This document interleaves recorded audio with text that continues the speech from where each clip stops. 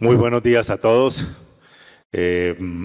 Muchas gracias, Enrique. Estoy hoy acompañado de un grupo de panelistas de alta categoría, de alto nivel, conocedores y expertos en el sector de la vivienda. Voy a leer algunas precisamente estas credenciales que tienen cada uno de quienes me acompañan aquí en la mesa principal.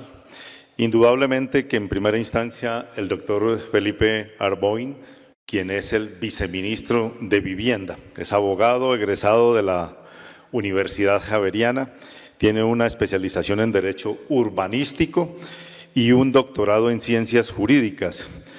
Además se desempeñó inicialmente como abogado de la firma Pinilla González y Prieto Abogados. Después ejerció durante varios años como asesor y consultor de diferentes entidades públicas y privadas en materia de derecho urbanístico y ordenamiento territorial. El doctor Roberto Moreno, quien es el presidente de Amarillo, cuenta con más de 35 años de experiencia profesional, liderando más de 70.500 unidades de vivienda, oficinas o proyectos de oficinas, industrial y centros comerciales. Nació en Filadelfia, Estados Unidos, y estudió en la Universidad de la Florida en Gainesville, donde obtuvo títulos en Ciencias de Ingeniería y Economía y Gerencia de Proyectos de Construcción. También está con nosotros, a mi derecha, Edwin Chiribi, quien es gerente general de Camacol, Bogotá, Cundinamarca.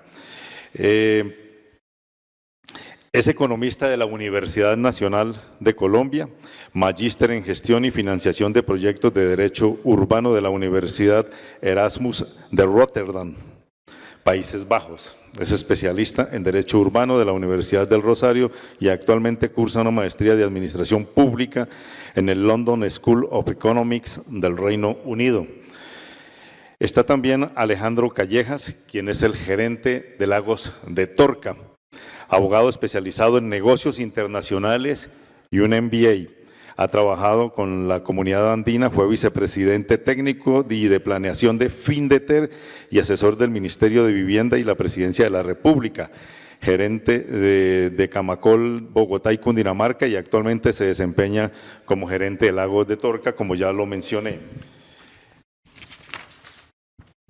Finalmente, a mi izquierda, en la parte de la esquina, está el doctor Carlos Rodríguez, quien es el gerente de vivienda de la Caja de Compensación Familiar Compensar. Y es magíster en Administración de Empresas y el IB Business School, magíster de Economía de la Pontificia Universidad Javeriana y administrador de empresas, Pontificia Universidad Javeriana, arquitecto empresarial, ingeniería informática y en general un experto en el tema de la vivienda y sobre todo en el impulso de la vivienda, de las clases de vivienda de interés social a través de la Caja de Compensación Familiar Compensar. Como ustedes escucharon, son personas que tienen una vasta experiencia en todos los temas del sector de la construcción de vivienda. Y vamos a tener una conversación muy amena, esperamos, especialmente con una solicitud que quiero hacerles a los panelistas y es unas respuestas ojalá lo más cortas posibles, porque entre menos hablemos, más hablamos, aunque suene contradictorio, pero tenemos más oportunidades de tocar temas que son de interés para todos, para el auditorio, y esperamos que ustedes también tengan, reciban ese conocimiento y esa experiencia de quienes están hoy con nosotros. Yo quiero empezar haciéndole una pregunta al señor viceministro, y es la que cualquier persona del sector estaría esperando, y es un poco que nos cuente por lo menos 2 o 3 noticias muy positivas que sirvan para dinamizar la actividad constructora, especialmente de vivienda, en Colombia, que nos dé 2 o 3 noticias de qué podemos esperar para lo que viene en este sector en los próximos años. Bueno, pues muchas gracias, un gusto estar acá con todos, muy buenos días a todos. Me puso difícil no solo con la primera pregunta, sino que me toca contestar corto, pero bueno, voy a hacer lo más breve posible. Yo creo que su pregunta, sin duda alguna, hay que iniciar con el escenario actual. Evidentemente nos encontramos en un escenario muy retador, estamos con unos, digamos, con una situación actual real, hay una disminución efectiva en este primer trimestre en la comercialización de vivienda. Digamos que tenemos un escenario claro, tenemos unas tasas de interés que estamos hablando de unas tasas que no se veían hace más de 13 años, estamos hablando que hace unos 2, 3 años una familia podía adquirir una vivienda con una tasa de interés que es exactamente la mitad de la que tiene hoy. Tenemos un tope de vivienda de interés social atado al salario mínimo, el salario mínimo creció en un 16%. Digamos que el escenario sin duda es muy retador. Sin embargo, hay señales que ya nos invitan a ser optimistas. Primero, tenemos uno de los mejores primeros trimestres en iniciación de vivienda BIS en todo el país de los últimos 10 años, de la última década. Estamos cerca de las 49.000 unidades de vivienda iniciadas en este primer semestre. Creo que esto es un primer elemento muy importante. Y segundo, en esta misma primera línea, creo que es muy importante ver el comportamiento de los últimos 2 meses de las tasas de interés. El sector financiero ha hecho un esfuerzo muy grande, se ha visto ya una disminución de más de 1 punto en la tasa de interés BIS en estos últimos 2 meses y creo que la tendencia, esperamos que la tendencia sea esta y que el tema empiece a bajar. Segundo, como segundo gran tema, estamos trabajando muy fuertemente en el Ministerio de Vivienda para tener un presupuesto récord. Nunca en la historia el Viceministerio de Vivienda y el Fondo Nacional de Vivienda habían tenido tanto presupuesto como el que estamos trabajando todo este año para vivienda de interés social. Entonces creo que acá es muy importante. Queremos ayudar a dinamizar el sector, queremos seguir aportando al desarrollo del país a través de la construcción y de la vivienda y creo que este esfuerzo por un presupuesto de estas dimensiones pues es muy importante. Hablábamos con el doctor Roberto hace un momento de la importancia del trabajo conjunto del sector constructor, del sector edificador y constructor en general con el Ministerio de Vivienda. El Ministerio de Vivienda es parte del sector y necesitamos a todos que nos ve bien, porque si nos va bien a nosotros, le va bien al sector y viceversa. Entonces creo que eso es un segundo mensaje muy importante, el tema del presupuesto. En el Plan Nacional de Desarrollo que ya está radicado, que tiene su segundo debate ya el martes, las metas de vivienda de interés social de subsidios quedaron tasadas en 50.000 subsidios al año. Entonces creo que aquí hay un mensaje también de tranquilidad a mediano plazo y es que con el indicador de subsidio de vivienda nueva se está intentando garantizar 50.000 subsidios al año en Mi Casa Ya. Entonces esto es un mensaje también que creo que puede ayudar a tranquilizar. Y tercero, entre otros aspectos, un esfuerzo muy grande que se está haciendo en buscar recursos adicionales para un proyecto de mejoramiento. Entonces, no solamente es atacar el problema del déficit cuantitativo de vivienda, sino a través de este programa poder atacar el déficit cualitativo, lo cual pues impacta también el empleo, impacta también el déficit de las familias y obviamente, si no al sector edificador directamente, sí al sector de generación de materiales industrial, pues va a tener un impacto importante. Gracias, señor viceministro. Doctor Roberto Moreno, gerente de Amarillo, ¿cuál es su principal preocupación de la actual coyuntura del sector constructor colombiano? ¿Qué es lo que más le preocupa a usted como representante y como empresario para Colombia? Yo no diría preocupaciones, sino más bien los desafíos que tenemos. Y para complementar lo que estaba diciendo el viceministro, para ponerlos a todos en contexto, miremos el tema macro del sector de la vivienda. Si nos devolvemos al 2014, en el 2014 comercializábamos, pues Edwin está aquí que bastante nurtido en el tema económico, pero estábamos hablando que vendíamos en Colombia más o menos 150, 160 mil viviendas al año. Eso era lo que vendíamos. Después nació un programa maravilloso, y como lo dijimos ahorita con el vice antes de la reunión, somos víctimas del éxito. Un programa extremadamente exitoso que se llama el programa Mi Casa Ya. Y eso empezó en el 2015 y mientras que cogió tracción y confianza, y yo creo que aquí el tema de la palabra confianza es muy importante, y el otro tema importante son las preventas. En el sector a finales de los 90, cuando tuvimos una de las crisis más profundas, se implementó el esquema de preventas. Entonces eso permitió que hubieran menos inventarios y fuera más aterrizadas los ciclos del sector. Pero volviendo al tema de Mi Casa Ya, pues ese programa, si miramos, después tuvimos la pandemia y en la pandemia las familias empezaron a apreciar su casa y la gente empezara a invertir más bien en su casa con parte de sus ahorros que tenían, y no solo en Colombia, sino en el mundo entero se disparó la vivienda. Y en los últimos 2 años, 21 y 22, las preventas llegamos a 258.000 aproximadamente en el 2021 y 234.000 en el 22. Pero acuérdense que esos son preventas. Entonces, esas viviendas, como decía el vice, se están empezando a construir ahorita y se van a empezar a entregar este año. Entonces, la familia se inscribió en el subsidio, le asignaron su subsidio a través del banco y en este momento necesitamos los recursos. Entonces, desafortunadamente para este gobierno recibe un programa extremadamente exitoso, pero desfinanciado. Entonces, toca ir a buscar los recursos. Y parte del tema es que hagamos trabajo en equipo para apoyar al gobierno a buscar esos recursos para cumplirle a estas familias que están esperando su subsidio para recibir su vivienda. Entonces, pues aplaudo lo que está diciendo el viceministro y aquí estamos dispuestos a acompañarlo, y pues aquí está Camacol y ver cómo juntos, unidos, logramos que este programa exitoso siga funcionando, porque le estamos llegando realmente a una cantidad de familias que de otra manera no podrían comprar, y sobre todo en las regiones. Logramos que 550 empresas en Colombia hicieran BCB, sobre todo en las regiones. Obviamente en las ciudades, definitivamente. Y también lo que dijo el vice de poder llegar a la ruralidad y poder llegar en mejoramiento también es muy importante. Pero entonces aquí como todos juntos trabajamos en esto, y yo creo que el tema es recursos. Y voy a comentarles un dicho que me decía mi madre de joven, y decía: mijito, los problemas de plata no son problemas haya o no haya la plata, porque se los solucionan con plata. Entonces yo creo que aquí el mensaje es: venga entre todos juntos, busquemos los recursos. Y yo creo que ese debe ser el mensaje, ahorita con la decisión presupuestal, con el plan de desarrollo, y venga a ver cómo rodeamos al ministerio y al gobierno para que logremos juntos cumplirle a las familias colombianas.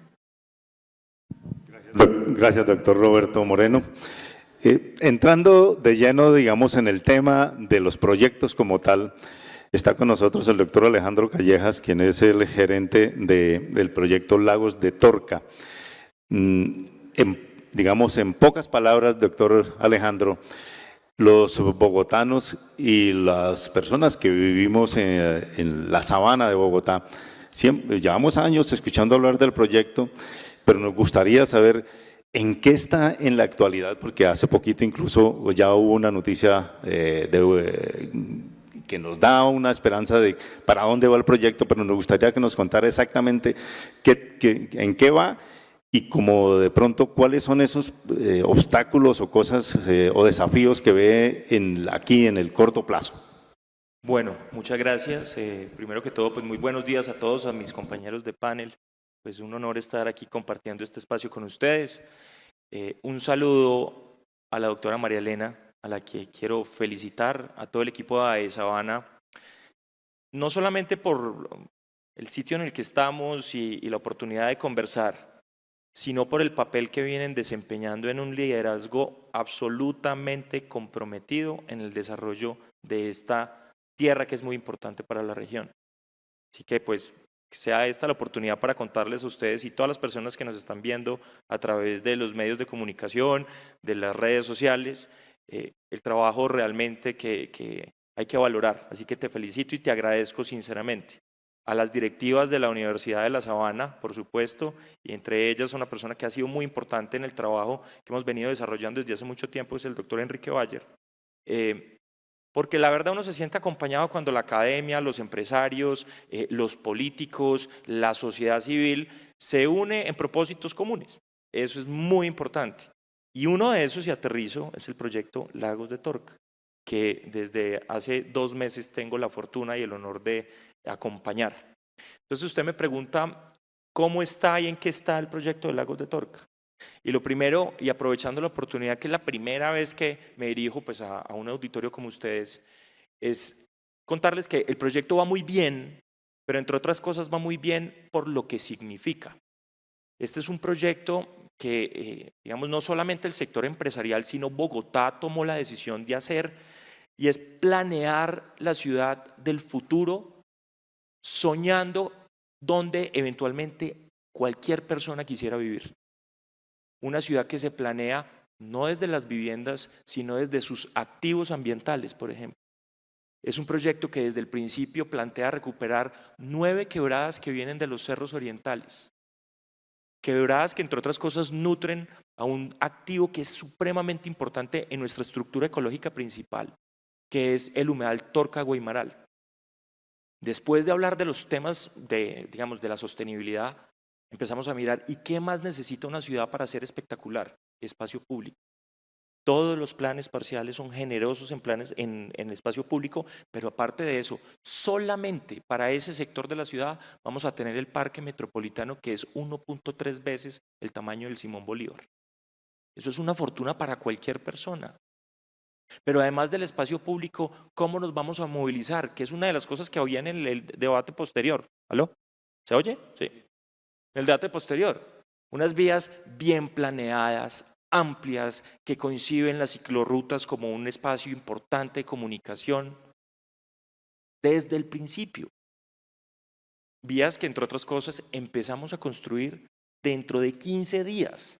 La primera gran noticia, la avenida Polo empieza su construcción en 15 días, Polo Oriental. En 1 mes y medio estamos empezando con la Polo Occidental y en 2 meses y medio estamos empezando con la avenida Guaymaral.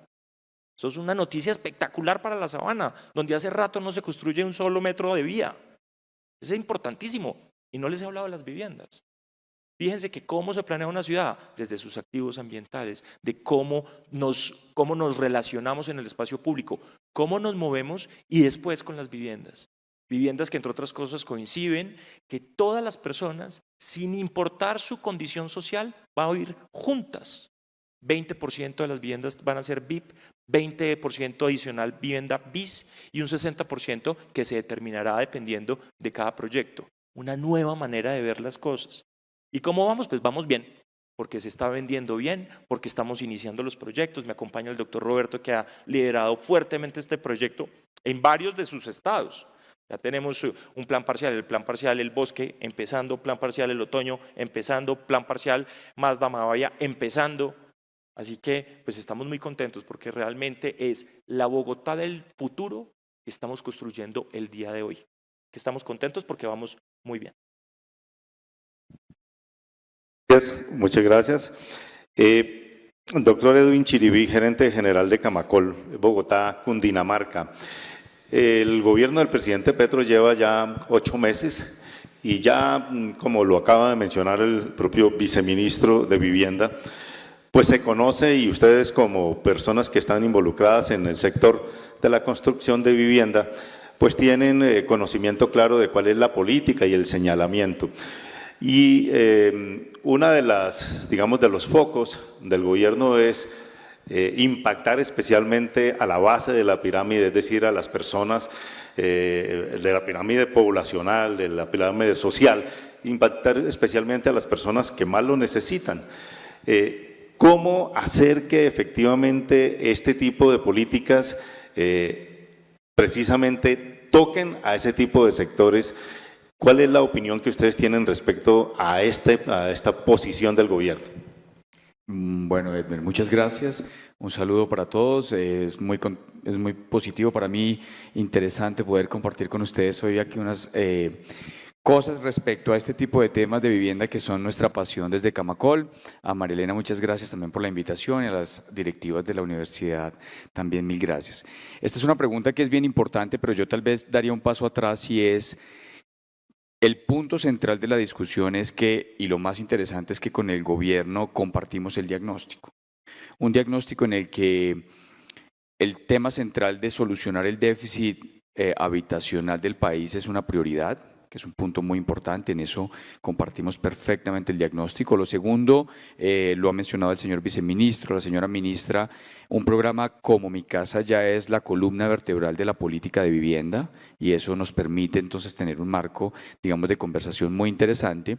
Y el tercer elemento es, no solamente tenemos que construir nueva vivienda, sino también tenemos que atender el déficit cualitativo del país y independientemente de cuál sea el origen de la discusión, sí necesitamos trabajar en esos tres frentes. Nuestra opinión, por supuesto, como gremio y aquí, digamos, entendiendo un poco lo que ha sido la historia de la política de vivienda, es tenemos una serie de instrumentos con los que podemos lograr el cierre financiero de los hogares. Y esa serie de instrumentos pasa por configurarlos de la mejor forma posible para que podamos cada vez más lograr un propósito que compartimos el gremio con el gobierno y es lograr una mejor focalización cada vez. ¿Qué instrumentos tenemos? Y se suman perfectamente: subsidios a la cuota inicial, subsidios a la tasa de interés, criterios de asignación, articulación entre los actores, digo, constructores, financiadores y demás.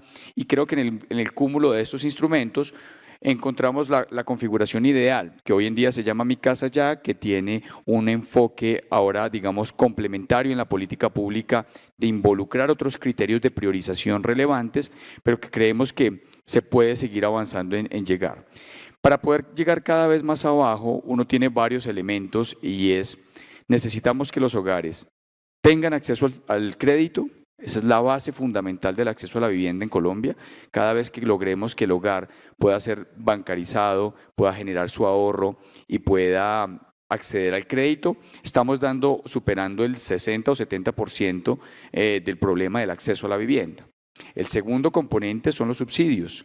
Una vez tenemos un marco de subsidios, ahora el viceministro lo mencionaba de forma muy clara, pero una vez tenemos certeza de subsidios para los próximos años, ojalá fuera cada vez un número mayor. Tenemos en Colombia un déficit creciente, una formación de hogares para vivienda social que puede superar los 300.000 hogares año. Entonces esos números nos trazan unos retos importantes. Pero una vez tenemos los subsidios, eso nos permite entonces tener claridad y como desarrolladores poder tener certeza de lanzar un proyecto, prevenderlo a lo largo del tiempo y poder entonces luego lograr el cierre financiero junto con el crédito y con el subsidio disponible.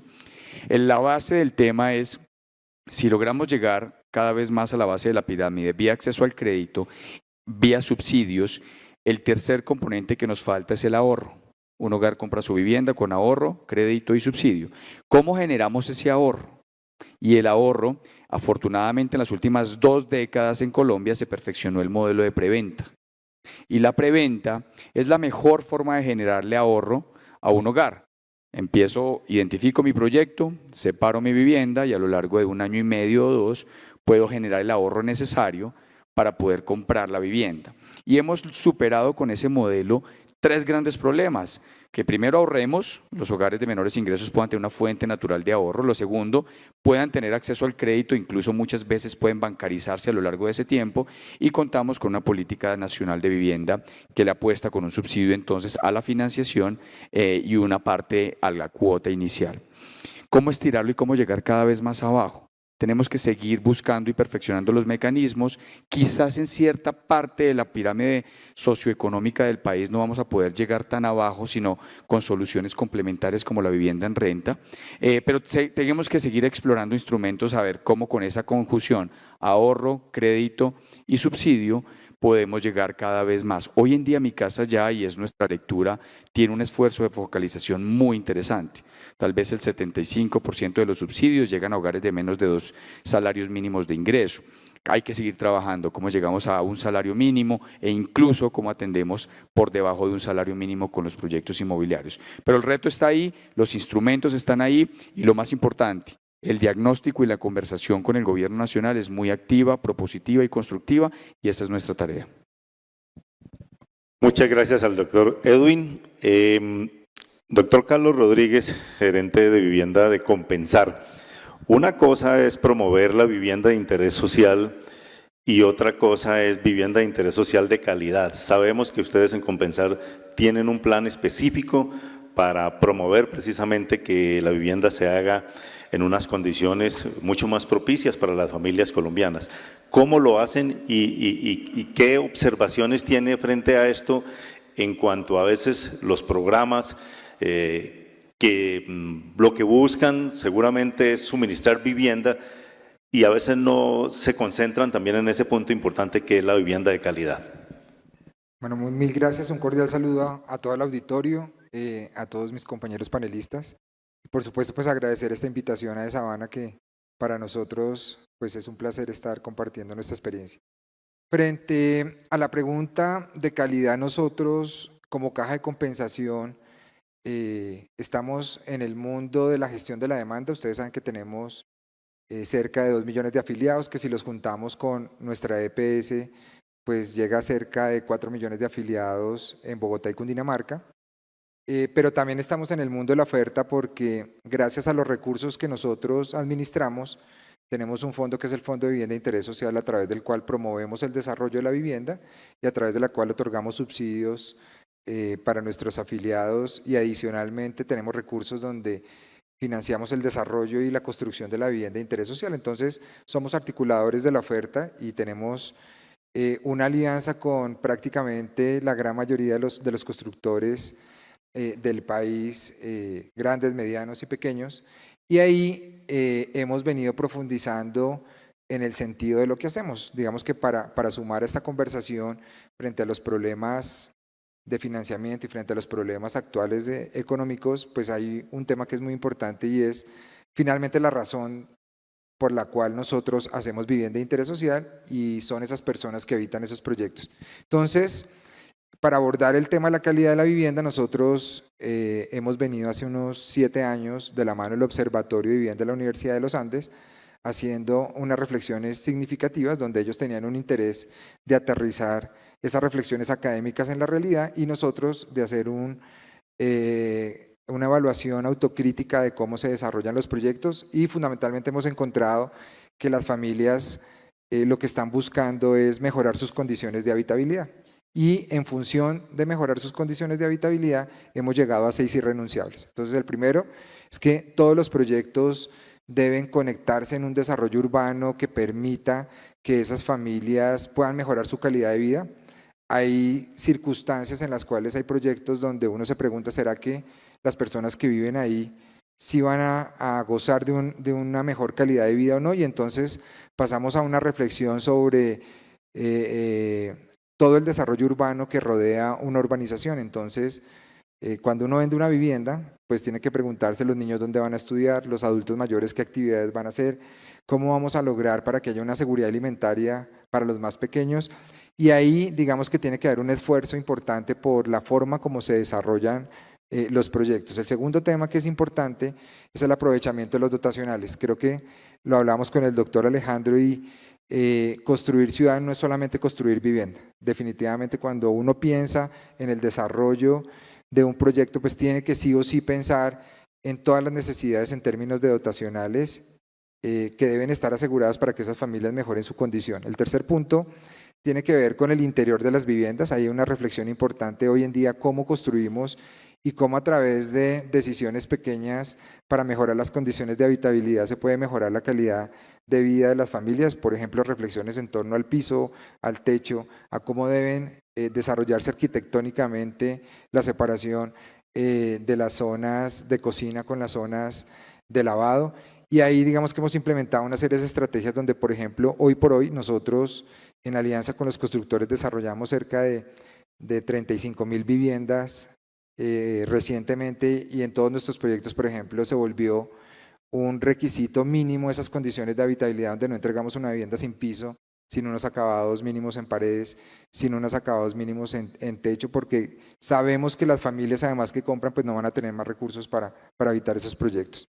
Cuarto punto es el tema de sostenibilidad ambiental en el desarrollo de los proyectos. Creo que aquí pues hay unos grandes ejemplos de cómo todos estamos pensando en innovar en materiales, en generar economía circular con eso que construimos para no generar un impacto, en cómo le damos sostenibilidad a las comunidades que viven en esos proyectos, y con el paso del tiempo pueden efectivamente utilizar aguas lluvias, cómo pueden mejorar las condiciones gracias a la orientación de los edificios, por ejemplo, para tener acceso al sol y demás. El quinto es la calidad en el aire libre. Pues aquí hay un dato que es muy importante a través de esa investigación, y es que para una familia de vivienda de interés social, el espacio de desarrollo y esparcimiento es el parque. No tiene otro sitio donde pueda desarrollar mejor a los miembros de su familia que el parque. Entonces hay que pensar muy bien cómo desarrollamos y cómo apalancamos el desarrollo de estructuras que permitan que los niños el fin de semana puedan ir a un parque y jugar en un parque, y cómo los adultos mayores puedan ir en familia a comerse un helado, porque no van a tener otras circunstancias diferentes a esa para, digamos que, expandir el desarrollo de su familia. Y por último, todo lo que tiene que ver con la conexión y el desarrollo de bordes activos, es decir, cómo se conecta con la ciudad. La mixtura de usos, digamos que propicia el desarrollo inteligente de formas de habitar una ciudad, y ahí hemos tratado de innovar en el desarrollo de proyectos que tengan esa mixtura y que permitan conectar los bordes activos precisamente con los vecinos. Cuando uno desarrolla un proyecto, digamos que no puede pensar solamente en las familias que lo van a habitar, sino cómo se correlacionan también con su entorno y cómo impacta uno positivamente a través del acceso de esos dotacionales y de esos servicios también a las familias que rodean. Entonces es un ejercicio, es una apuesta que en términos económicos hemos logrado probar que agiliza las ventas, por ejemplo, porque las familias ven un valor importante en esas viviendas, pero que adicionalmente mejorando el flujo de caja de los proyectos, pues puede permitirle a uno hacer opciones por esos adicionales en términos de calidad. Entonces es un círculo virtuoso en donde las familias ganan, el constructor y desarrollador gana, y donde finalmente pues el desarrollo urbano de la zona donde uno implanta un proyecto también gana. Muchas gracias, doctor Carlos. Señor viceministro, ya empezaron a llegar preguntas hechas a través del código QR y yo voy a transmitirle una de ellas. ¿Cómo se puede dinamizar la construcción en los municipios categoría 1 y 2 ante la eliminación de Mi Casa Ya para los proyectos que se desarrollan en esos territorios? Y yo la complementaría adicional con qué alternativas habrá para los compradores y los constructores de vivienda no BIS también. Listo. Bueno, acá digamos son dos temas diferentes. Primero, una aclaración fundamental, y es que los ajustes que se hicieron a Mi Casa Ya fueron, digamos, el fruto de un diseño de una política pública a largo plazo. Es que esto es un trabajo que lleva el Ministerio de Vivienda hace varios años, esto no es algo reciente, y además es la respuesta a una serie de estudios de evaluación de impacto de política pública hechos por la academia, hechos por diferentes sectores. ¿Por qué hago referencia a esto? Porque primero, en ningún momento se está buscando que Mi Casa Ya no llegue ni a distritos categoría especial ni a municipios categoría 1 y 2.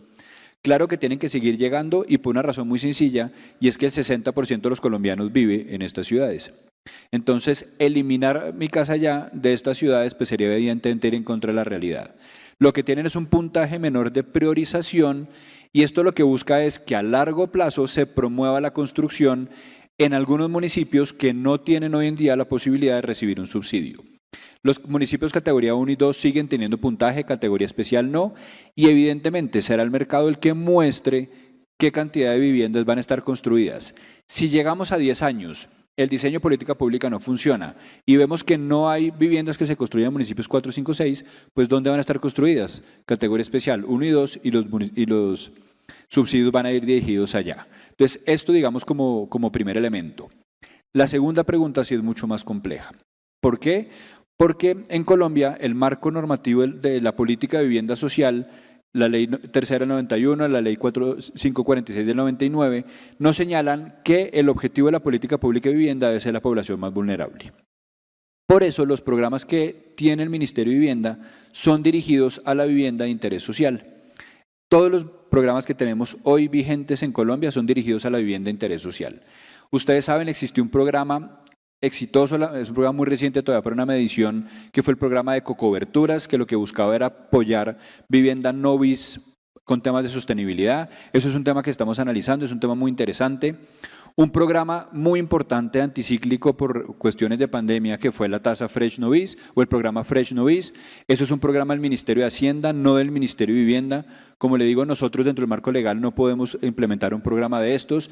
La información que tenemos es que el Ministerio de Hacienda decidió no continuar con el programa, el costo, digamos, el impacto fiscal es muy alto. Entonces, directamente la pregunta es, para vivienda no BIS no hay programas directos en este momento. Ahora, sí hay de alguna u otra manera un apoyo por otro lado, y es que estamos trabajando muy fuertemente en reestructurar la política de vivienda desde el punto de vista macro del ordenamiento territorial. Lo hablábamos ahorita con Alejandro al iniciar, y es que uno de los principales problemas que tenemos hoy en día en Colombia es la habilitación del suelo. De alguna manera, voy a utilizar una palabra de Alejandro, no mía, hoy está satanizada la habilitación del suelo, eso es cierto. Habilitar suelo es complicadísimo, acá está mi querida Vicky, que yo creo que es la persona que más sabe de gestión y habilitación de suelo en Colombia, y hoy en día la habilitación de suelo es tan compleja, generar norma urbana es tan compleja, pues que eso evidentemente genera mayor costo del suelo, mayores problemas de producción de unidades de vivienda, eso impacta obviamente el número de unidades, las unidades disponibles, el costo de las mismas, etcétera. Un sistema de ordenamiento territorial que permita generar unos instrumentos de gestión del suelo diferenciales, que permita a las entidades territoriales poder generar norma urbanística más sencilla, poder habilitar más fácil, sin duda va a impactar la construcción y sin duda va a impactar la vivienda. ¿Qué estamos buscando nosotros? Repensar los instrumentos de gestión del suelo a unos instrumentos, conservando los que están, sin duda, pero estableciendo un modelo diferencial que permita a algunos municipios utilizar unas herramientas que generen una habilitación más sencilla del suelo. Yo creo que donde estamos parados es un ejemplo muy claro. Los que conocen la historia del Plan de Ordenamiento Territorial de Chía, pues saben a qué me refiero, ¿cierto? Esto ha sido, no quiero utilizar una palabra muy fuerte, pero la vida e historia del Plan de Ordenamiento Territorial de Chía muestra lo difícil que es hoy en día hacer un plan de ordenamiento territorial. 80% de los municipios en Colombia tienen los POT desactualizados, es decir, sus componentes de corto, mediano y largo plazo vencidos. 37% de las ciudades capitales tienen POT desactualizado. Con un proceso de estos, generar suelo para vivienda, pues es muy complejo. Entonces tenemos que trabajar y estamos trabajando desde el ordenamiento territorial, que es otra de las líneas del Ministerio de Vivienda. Gracias, señor viceministro. Doctor Roberto Moreno, una de las cosas que de los temas más coyunturales es el tema de las tasas de interés. Ustedes como constructores, ¿qué han percibido sobre el impacto que han tenido el incremento de las tasas de interés en el sector de la construcción, a pesar de que los bancos han anunciado una política de reducción de tasas en las últimas semanas? Bueno, yo partiría eso en dos. Primero, pues veníamos de unas tasas muy bajitas, pero la finca raíz de verdad es un activo refugio que se protege contra la inflación. Al final del día se va manteniendo con el costo de la inflación y de verdad resaltar el trabajo que ya están los bancos ya bajaron las tasas y las volvieron a bajar nuevamente. En el Fondo Nacional del Ahorro están otorgando tasas hasta el 9%, los bancos ya bajaron por debajo del 14%. Y las personas que van a comprar hoy, que están haciendo una preventa y pagando su cuota inicial, van a recibir su vivienda en 1 o 2 años y esperamos que las tasas estén más bajitas. Pero la otra manera para mitigar esto fue que se alargó el plazo del crédito para que la cuota les quedara un poco más baja y tenemos amortizaciones ya hasta 25 y 30 años, que eso le puede preocupar a uno, pero la finca raíz se va manteniendo su valor en el tiempo y uno puede prepagar en cualquier momento. Entonces yo creo que ya estamos pasando, esperamos este momento coyuntural y ya vemos unas señales de los bancos que aplaudo y de verdad de que están bajando. Entonces yo creo que sigue siendo un momento extraordinario para comprar. La vivienda de verdad es un activo refugio y para muchas familias, sobre todo con estos programas del gobierno, es una pensión hacia futuro y un patrimonio que construyen las familias. Gracias, doctor Moreno. Seguimos un poco con el tema de lo que tiene que ver con implicaciones respecto a decisiones que se toman por parte de las autoridades que intervienen en el sector de la construcción. Doctor Callejas, una de las cosas que se acaba de decidir es el tema de la sustracción de la avenida Boyacá. ¿Qué implicaciones tiene para el desarrollo urbanístico de la Sabana esta decisión?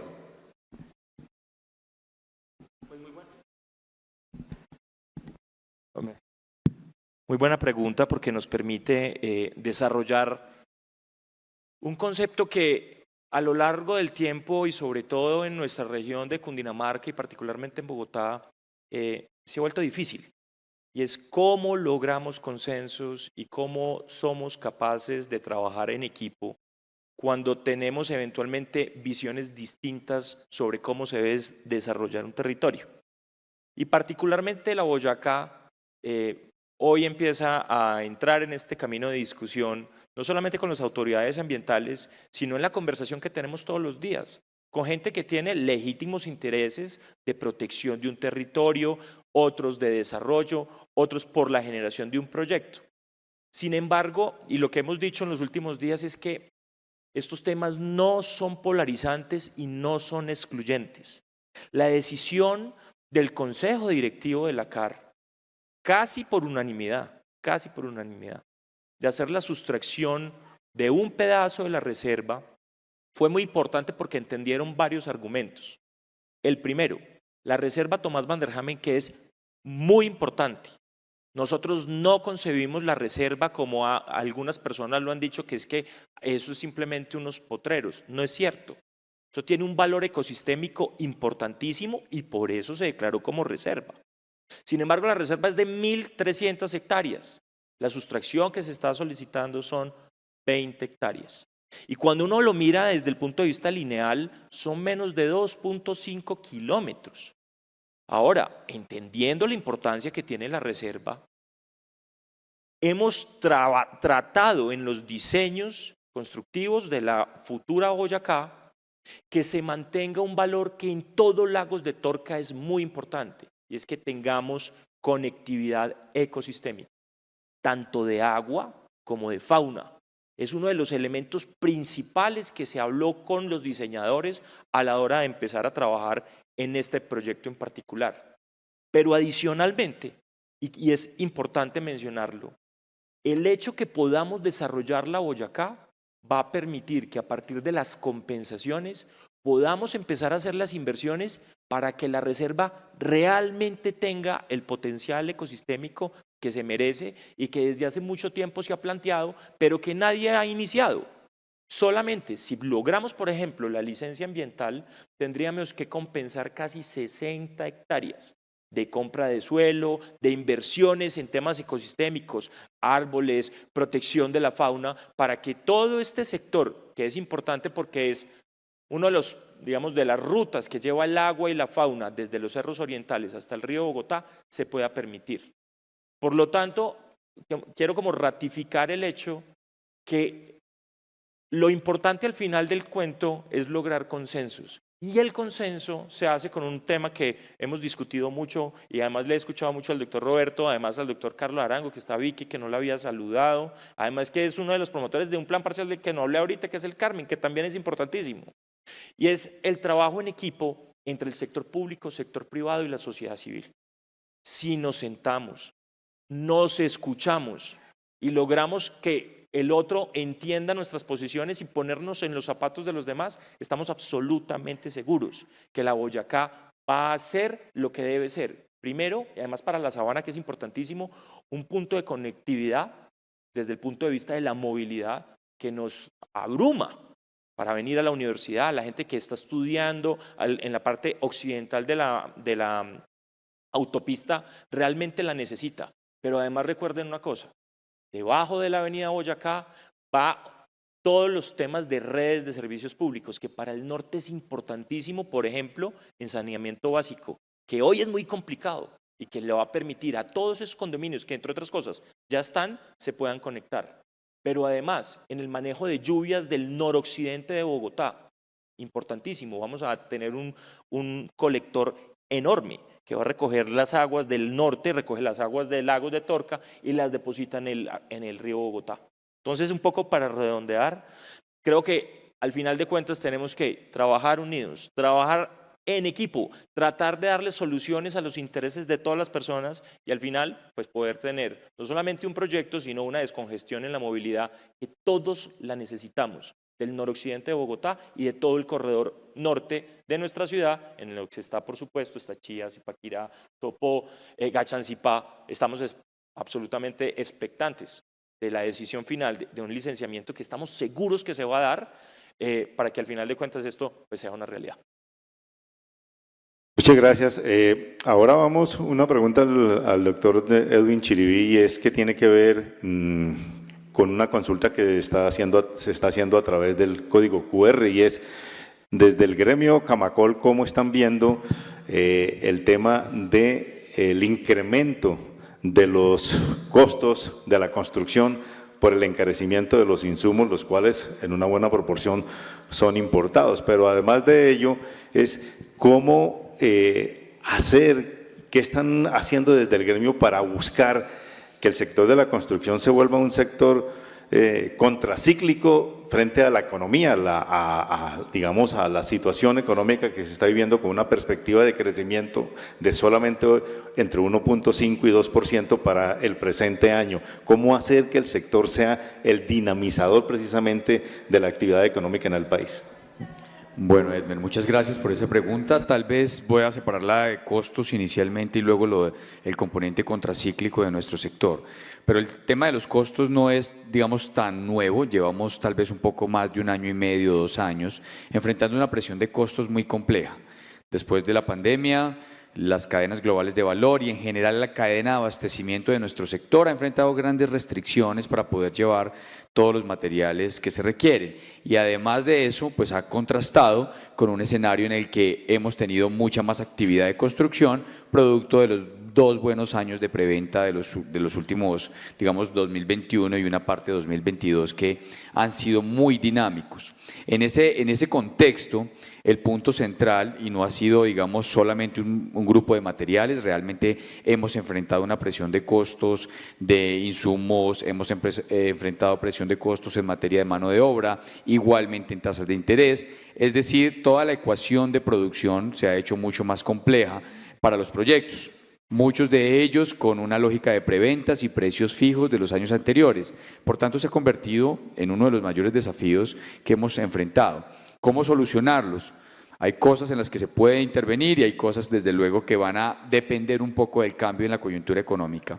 Pero una de ellas, y quizás la más importante, que hemos tratado de impulsar desde el gremio es cómo logramos eficiencias en elementos que no tengan que ver con los costos. Y uno de ellos, y quizás el más importante, son los trámites y procedimientos en torno a nuestra actividad. Hace tal vez algunos años hicimos una evaluación de cuánto le cuestan los trámites al sector. Un constructor, un desarrollador, un promotor de vivienda que identifica un proyecto desde que la fase inicial hasta que termina la entrega de la última unidad de vivienda, enfrenta alrededor de 150 trámites y procedimientos en la cadena de urbanismo, en la fase de construcción, en el proceso de entrega de las viviendas. Y en todo eso, en toda esa cadena, estamos perdiendo un 7% de valor de inversión en términos de ineficiencia por demoras en los procedimientos. Es un costo realmente importante. Si lográramos de manera conjunta, y por eso esos espacios son tan importantes, de conversación público-privada, desde luego donde está la academia también, de cómo suprimir, eliminar, mejorar procedimientos en materia de habilitación de suelo, conexiones de servicios públicos y otros trámites complementarios que además son muy complicados, lograríamos eficiencias de tipo financiero que nos permitan compensar esos sobrecostos de insumos que hemos tenido. Claramente, en muchos casos, los proyectos van a tener que reducir su margen previsto, su rentabilidad va a ser menor, pero nuestro compromiso como sector es garantizar la oferta de valor que tienen los clientes. Claramente lo que se vaya a lanzar ahora seguro va a tener una presión de costos y vamos a tener que identificar que el precio por metro cuadrado probablemente va a tener que ser un poco mayor, pero al final de la historia, con un mercado que es 80% para hogares de menores, de hogares con ingresos inferiores a 4 salarios mínimos, nuestro reto es garantizar un volumen de actividad en el que lo podamos hacer rentable. Entonces, trámites y procedimientos, decisiones administrativas y conversación público-privada nos ayudan muchísimo a hacer frente a un contexto de costos importante. ¿Cómo hacer que nuestro sector sea contracíclico a la economía y ayude, digamos, a la fase de crecimiento necesario que necesitamos en el corto plazo, precisamente con esas proyecciones de crecimiento económico e incluso de desaceleración que se ven para este año y muy probablemente para el próximo? Nuestro sector tiene muchos atributos, tal vez yo diría 2 o 3 de los más importantes. Lo primero, somos intensivos en mano de obra. Cada vez que construimos una vivienda generamos 4 empleos entre directos e indirectos. Por tanto, es un sector que desde que inicia su fase de construcción tiene una demanda de empleo creciente y bien intensa. Lo segundo, somos un sector que cada vez que construye un metro cuadrado demanda insumos de la mitad del aparato productivo del país. son 34 subsectores, el 54% de nuestro aparato productivo abastece la construcción. Por tanto, si yo genero más proyectos de construcción, tengo un sector creciente y dinámico, lo que muevo es la mitad de la economía nacional y por supuesto regional, que ese es un segundo factor muy importante. Y lo tercero, nuestro sector es la principal fuente de ahorro e inversión de los hogares del país. Esos tres atributos hacen que cualquier acción de política pública, de política de vivienda y estas señales positivas que nos transmitía el señor viceministro sobre el tema de tener en el plan de desarrollo la orientación de los subsidios, tener claridad sobre cómo vamos a funcionar, se convierte en la mejor fuente de confianza y se convierte en la mejor fuente para la toma de decisiones, tanto de los empresarios como de los hogares, y seguir canalizando inversión. ¿Hay oportunidades de tener nuevos subsidios, de hacer cada vez más profundo nuestros programas de vivienda social? Por supuesto. De nuevo, la demanda es creciente y la necesidad es muy importante. Quizás podríamos explorar, como se vio en años anteriores, la posibilidad de tener subsidios para el segmento medio, lo que el viceministro mencionaba de la tasa Fresh, que depende de una decisión del Ministerio de Hacienda de poder inyectarle recursos, pero que sabemos mueve la economía muy rápido. Nosotros, hoy en día, si superáramos este bache de crecimiento de menos 50% que estamos enfrentando y lográramos recuperar los niveles prepandemia, incluso unos niveles por encima de las 250.000 unidades, podríamos aportarle de crecimiento a la economía entre 1 y un punto entre 1 punto y 1.5 puntos porcentuales extra de crecimiento. Luego, nuestro sector, no hay política contracíclica que no contemple el sector de la construcción como un gran motor de desarrollo.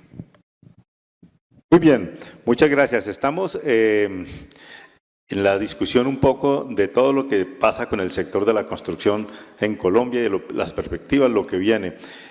Nos ha llegado una pregunta que se la voy a trasladar al señor viceministro, pero primero, indudablemente, voy a terminar la ronda con Carlos Rodríguez de compensar la ronda de preguntas.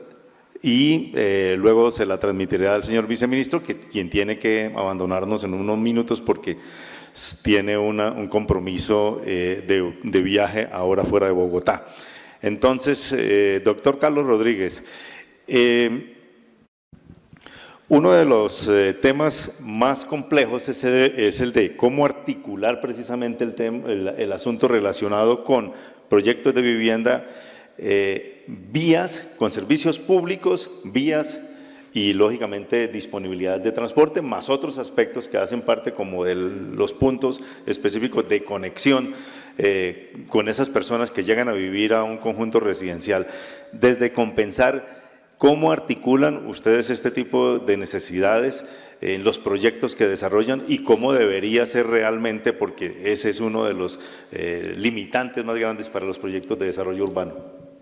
Sí, como decía el doctor Edwin, tal vez, digamos que la mayor dificultad que tenemos en toda la cadena de producción pues está relacionada con esos trámites. Y entonces cuando uno mira las ineficiencias que se producen, por ejemplo, en la disponibilidad de servicios públicos, en la activación de la infraestructura necesaria para que esos servicios públicos lleguen a donde tienen que llegar, y por supuesto toda la concepción de planeación, de ordenamiento territorial y de planeación de desarrollo urbano en términos de vías, pues digamos que complejiza el desarrollo de los proyectos. Y entonces, cuando uno mira dentro de esa cadena que para poder generar el desarrollo que queremos, pues ahí están, digamos que los puntos de ineficiencia, pues claramente digamos que hay que hacer un esfuerzo por limpiarlos. Y no hay otro camino que el acuerdo interinstitucional entre el sector público y el sector privado para poder aportar en el desarrollo de precisamente esa infraestructura. Yo creo que el ejercicio que se está haciendo con Lagos de Torca es un buen ejemplo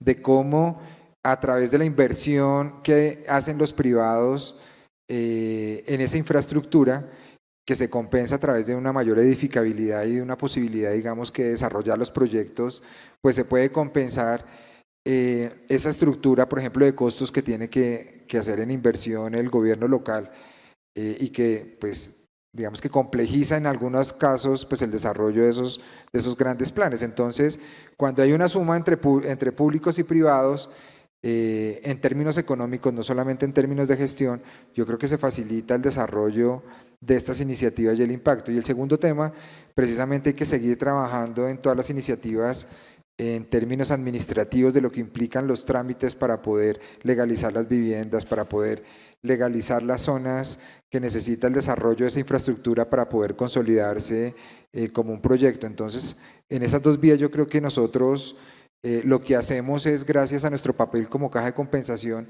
pues acercar a públicos, a privados, a diferentes entidades en esa gestión, y hemos encontrado que en la medida en que todos ponemos y estamos dispuestos, digamos, que a aportar al desarrollo urbano de una zona, pues digamos que vamos articulándonos y vamos logrando limar todos esos ruidos que se generan en la cadena del desarrollo, sobre todo de las aprobaciones de esos puntos de desarrollo urbano. Gracias, doctor Rodríguez. Señor viceministro, entonces, esta sería su última pregunta y la vamos a hacer recibida de una pregunta hecha a través del código QR.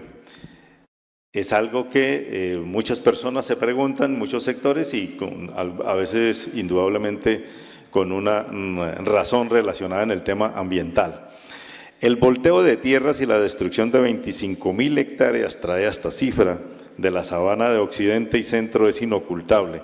¿Cómo reparar este ecocidio y el impacto negativo por altas densidades de altura? Bueno, digamos que esta pregunta se la va a contestar más como desde el rol que yo tenía 6 meses antes, más que como viceministro de Vivienda. Yo creo que acá hay un tema fundamental, y es que les comentaba hace un rato que tenemos un problema de ordenamiento territorial grande, ¿cierto? Y tenemos hoy en día el 80% de los municipios en Colombia con un plan de ordenamiento territorial hecho en el año 2000, desactualizado, etcétera. ¿Por qué es importante esto? Porque los planes de ordenamiento territorial del año 2000 se realizaron con un modelo que teníamos en esa época en Colombia, que tenía el ordenamiento ambiental del territorio por un lado y el ordenamiento territorial por otro. Hoy en el año 2023 no podemos seguir hablando de ordenar ambientalmente el territorio, pensar que el desarrollo del territorio desde el punto de vista urbanístico es, digamos, independiente del desarrollo ambiental.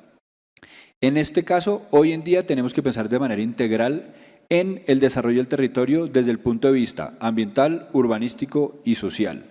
Estamos en el año 2023, esto ya es digamos, un tema que en Colombia tenemos que avanzar, y es un tema que tenemos que de alguna otra manera dejar modelos buenos, pero que son modelos anteriores. El volteo de tierras es un tema muy complejo. Es un tema muy complejo porque en unos casos, evidentemente, espero no meterme en problemas con lo que voy a decir con su pregunta, pero bueno, evidentemente hay casos en Colombia llamémoslo, es que la palabra volteo me parece un poco imprecisa, pero de habilitación inadecuada del suelo sin cumplir con los requisitos, sin duda alguna lo hay. También tenemos muchos casos en los cuales se dio una habilitación del suelo y una transformación de actividad del suelo cumpliendo con normas ambientales y urbanísticas, pero que no fue del agrado de alguien, y que eso generó eventualmente, digamos, como la percepción de que se trató de una habilitación ilegal, etcétera. Esto es un tema muy complejo, y esto es un tema muy complejo que no vamos a poder resolver hasta que no veamos esto desde el punto de vista ambiental. Se lo voy a poner de una manera muy sencilla. Acá decimos, el desarrollo urbanístico en altura genera un alto impacto ambiental y está destruyendo unos ecosistemas que no se van a poder recuperar. Pero si usted mira el modelo de desarrollo europeo, el modelo de desarrollo europeo está basado precisamente en la densificación, que busque el mayor desarrollo en altura y la menor ocupación de nuevo territorio, precisamente para no utilizar nuevos suelos no desarrollados. El suelo es un recurso natural, escaso, no renovable, y como tal se tiene que tratar a través del desarrollo urbanístico. Entonces, la respuesta a esa pregunta es, ¿hay un impacto ambiental? Sin duda. ¿El desarrollo del suelo genera un impacto ambiental? Sí. Lo que hay que hacer es planearlo desde el punto de vista ambiental, urbanístico y social, pero como un solo modelo. Muchas gracias, señor viceministro. Vamos a saltar ahora al tema de las realidades de la construcción de los proyectos.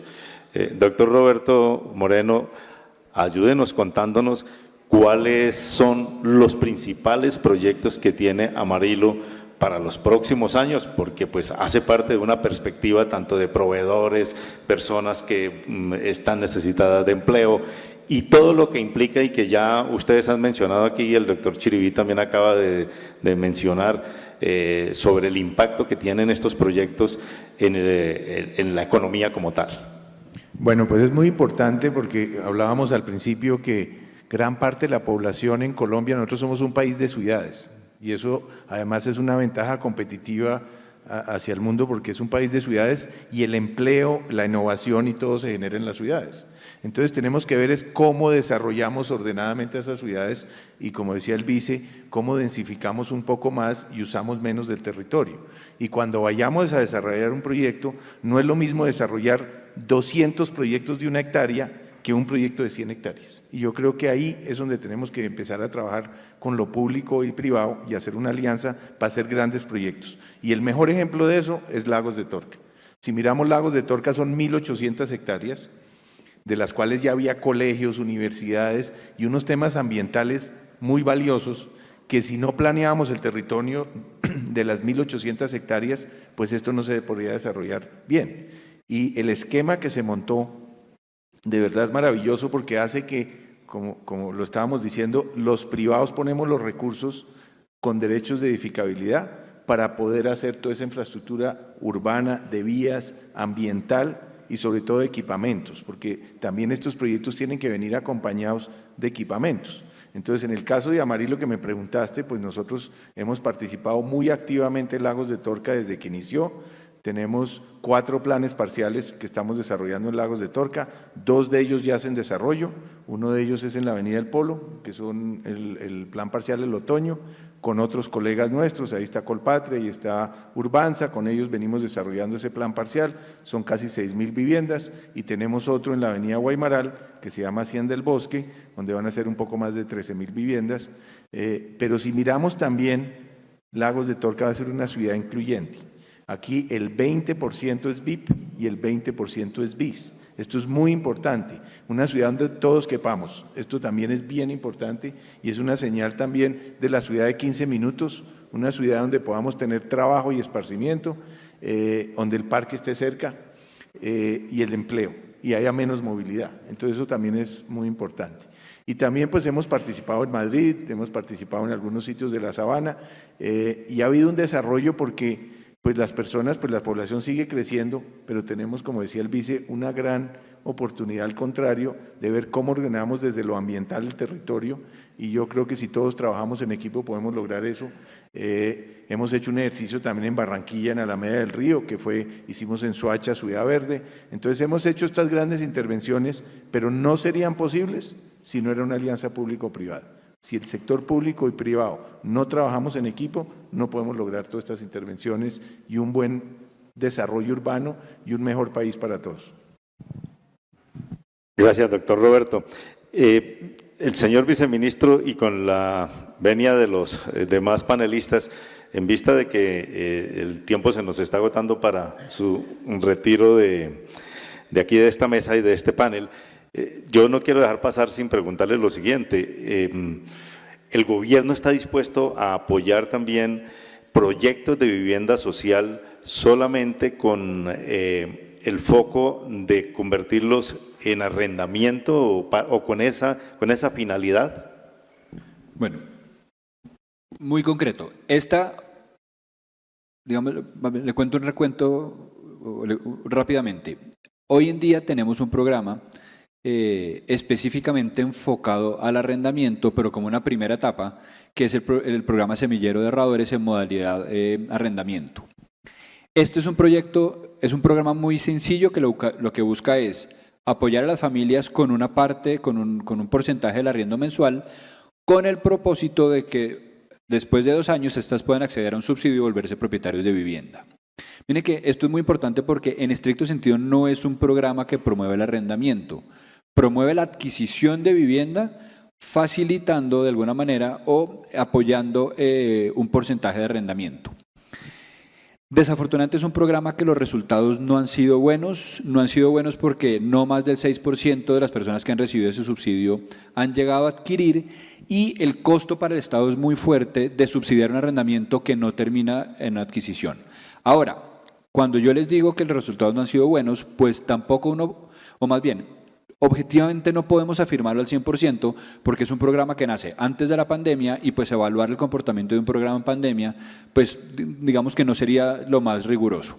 Entonces, es un programa que está en estudio y evidentemente en un país en el que el porcentaje de personas en arrendamiento es tan alto, en que sabemos que es una de las maneras en que podemos llegar a la población más vulnerable, que es una de las maneras que tenemos para llegar a esa población, no la única, pues evidentemente es un tema que tenemos que tener en cuenta. Lo estamos estudiando, sí, queremos seguirlo analizando, queremos construirlo. Hoy, vuelvo y repito, no existe un programa encaminado a eso y digamos, es una de las preocupaciones y una de las metas que tenemos. Yo les decía una cosa y yo creo que es un mensaje fundamental que quiero dejar hoy acá. Nosotros no vamos a construir nada solos, nosotros vamos a construir cualquier programa, cualquier avance en conjunto. Si la decisión que se toma, si a la conclusión que se llega es que es necesario desarrollar programas, por ejemplo, como los programas de arrendamiento social que funcionan también en Estados Unidos, perfecto, pero eso será la conclusión de un trabajo conjunto del gobierno con los gremios, con la sociedad civil, con la academia, etcétera. Esto es un camino que tenemos que empezar a construir. Si usted me pregunta hoy, no hay programa y no hay a corto plazo un programa o una idea diseñada para ello. Que lo tenemos que construir, en eso tenemos que trabajar. Muy bien, muchas gracias, señor viceministro. Gracias por su asistencia a este panel. Esperamos que tenga un excelente día en lo que le corresponde de sus tareas al frente del Viceministerio de Vivienda.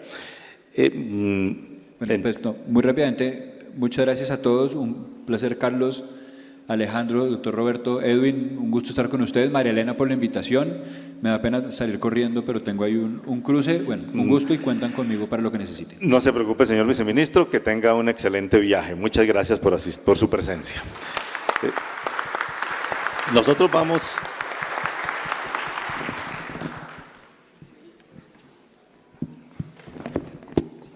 Vamos a continuar. Voy a hacer una última pregunta para una respuesta muy corta de cada uno de los panelistas que nos falta intervenir en esta tercera ronda, es decir, el doctor Callejas, Chiribí, el doctor Rodríguez también. Una sola pregunta que ronda en el ambiente del sector de la construcción y en buena parte de las actividades económicas del país. Es una sola pregunta para cada uno de ustedes con una respuesta muy corta. ¿Sienten realmente que hay un nivel de incertidumbre en el sector o esto ha sido así de manera permanente? ¿Qué está pasando en estos momentos? No, decir que no hay una incertidumbre sería faltar a la verdad. Yo creo que hay una incertidumbre general. Sin embargo, permítame hacer eco de una conversación que teníamos ayer.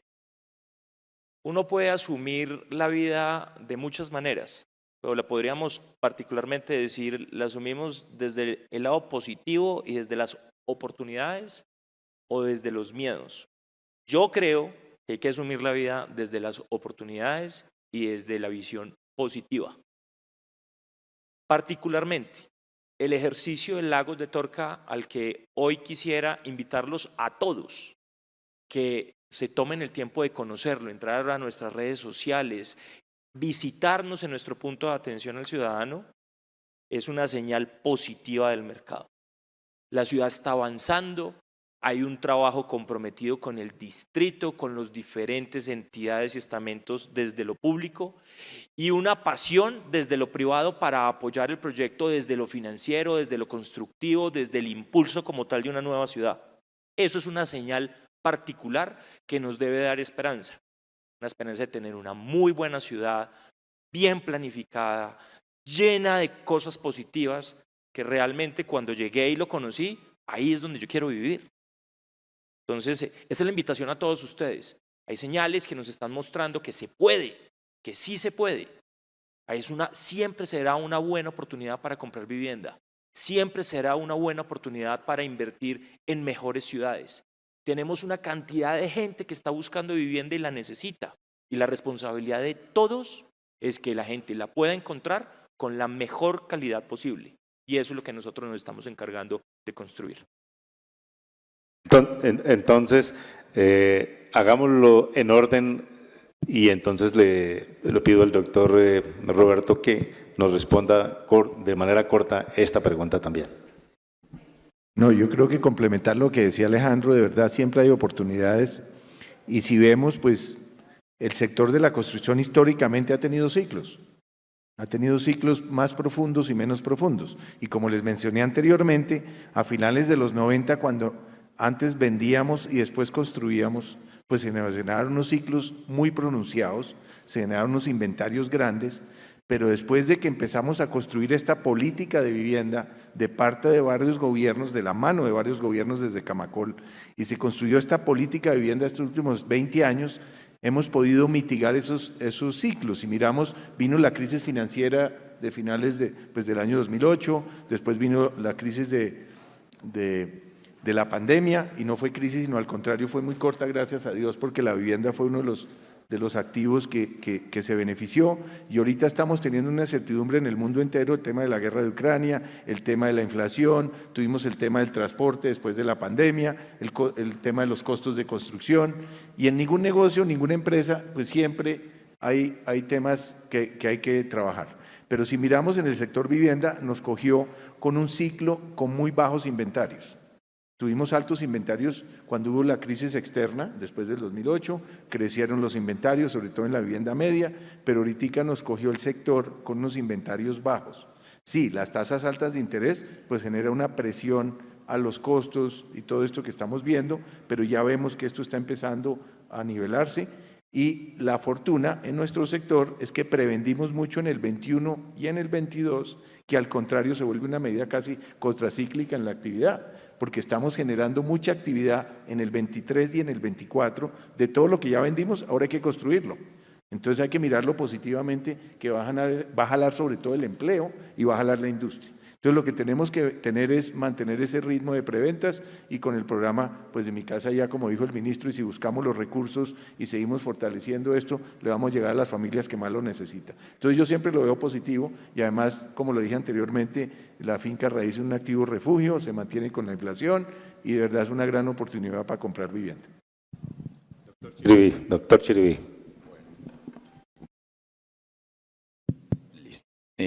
Yo tal vez me sumo a lo que han mencionado, pero pondría un par de elementos adicionales. ¿Hay incertidumbre? La respuesta es sí, hay incertidumbre, pero no nos podemos quedar solamente con la realidad para pensar en el futuro. Y la realidad que nos muestra ahora el mercado es que estamos en una fase decreciente de nuestra actividad, pero el punto central de la discusión es cómo cambio yo las expectativas. Y las expectativas las puedo cambiar con las señales claras las señales que se puedan recibir de todos los actores. Desde el sector constructor, por supuesto, un compromiso de seguir garantizando el acceso a la vivienda de los hogares, desarrollando proyectos y demás. Pero nos quedan tres actores importantes en esta discusión. Las señales del gobierno nacional sobre la garantía de los subsidios, las metas de vivienda y el contexto para el desarrollo de los proyectos. Y unas muy buenas señales vienen encaminadas a que poder, digamos, pensar en los próximos 4 años en esas metas de vivienda. Eso ya nos cambia una parte de las expectativas. Lo segundo, a nivel local. ¿Qué apuesta vamos a tener, tanto en los temas de suelo, ordenamiento, servicios públicos, que permitan a los empresarios también, en este marco de incertidumbre, tener una lógica de expectativas mucho más claras? Para que, de nuevo, nuestro sector es un sector de un ciclo amplio. Mientras lanzamos un proyecto y se entrega la última unidad de vivienda, pasan 4 años o 5 años. Por tanto, necesitamos señales claras al mediano plazo. Y lo tercero, ¿qué ocurra con la economía? Y bueno, si este año vamos a crecer muy poco o vamos a seguir en esta fase de desaceleración, pensemos en el 2023, donde hoy en día los hogares compran su vivienda en preventa, seguramente las tasas en el 2024, 2025 serán mucho más favorables cuando superemos esta fase, digamos, de decrecimiento importante, y ahí las señales pueden ser mejores. Por tanto, entonces, con una realidad compleja, con un marco de incertidumbre, lo que creemos es seguimos construyendo unas expectativas claras con proyectos y apuestas empresariales como Lagos de Torca, con aliados estratégicos como las cajas de compensación que le siguen apostando a la vivienda social de los colombianos, y con un gremio comprometido con 725 empresas desarrollando proyectos de construcción en Bogotá y la región que quieren seguir trabajando por el desarrollo de la ciudad y la región. Doctor Carlos Rodríguez, ¿incertidumbre? Sí, sí, y no, digo sí, y no porque obviamente digamos que el contexto macroeconómico pues golpea sobre todo a las familias y la demanda, pero precisamente en unas circunstancias como estas, digamos que uno puede quedar paralizado por análisis o puede dar el paso y gestionar para que precisamente esas circunstancias ayuden a que las personas finalmente puedan reducir el déficit habitacional que tienen. Entonces, en nuestro caso, por ejemplo, nosotros asignamos cerca de 25.000 subsidios al año.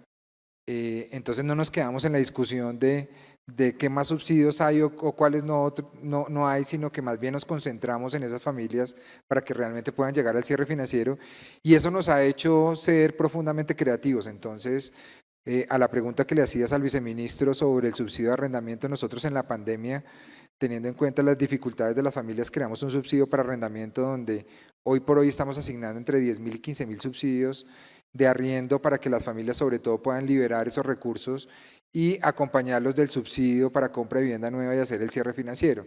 Segundo, encontramos que en unas circunstancias actuales, pues para una familia es casi que imposible ahorrar y pedirle, digamos que con la inflación que tenemos, que pueda hacer un ejercicio juicioso para pagar su cuota inicial es muy complicado. Entonces diseñamos un programa que se llama Ahorra Casa, donde hoy por hoy tenemos a cerca de 25.000 familias que sistemáticamente van haciendo el pago de su cuota inicial sin saber incluso qué proyecto pues vamos a ofrecer a futuro, y eso permite que cuando nosotros lanzamos los proyectos pues prácticamente están prevendidos porque esas familias han venido haciendo un esfuerzo juicioso y un esfuerzo en el ahorro.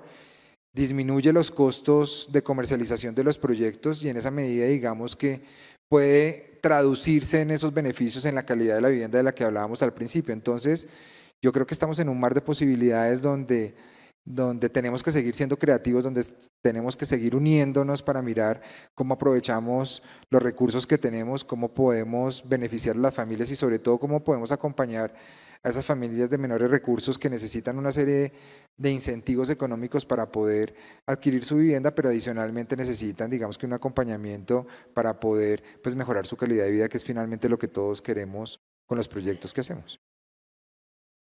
Muchas gracias, doctor Rodríguez. Y hemos llegado al final de este panel, el primer panel de la última jornada de este encuentro de AE Sabana. Muchas gracias a la doctora María Elena Vélez. Hemos llegado al final, creo que podríamos quedarnos aquí hablando todo el día y habrá mucho tema para eso.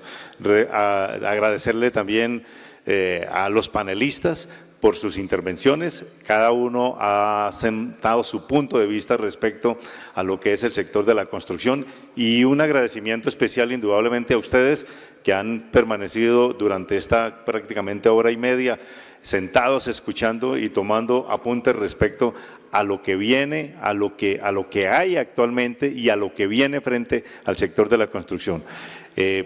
Agradecemos inmensamente por su presencia y los invitamos a continuar para escuchar lo que viene en la agenda en el transcurso del día. Muchas gracias.